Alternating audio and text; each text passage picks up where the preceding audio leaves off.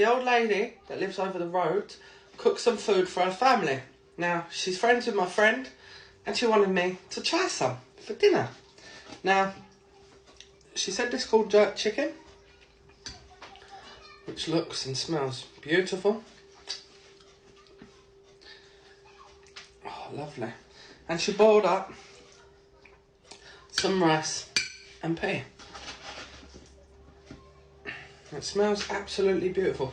I'm all for trying food from different cultures, and I'm all happy it was cooked for me. I know, it's making my mouth water. It smells absolutely lush. And then some vegetable. She has wrote down what it is. I'm going to have a look at that. Looks banging. Tastes absolutely beautiful. Thank you, dear. Absolutely wonderful.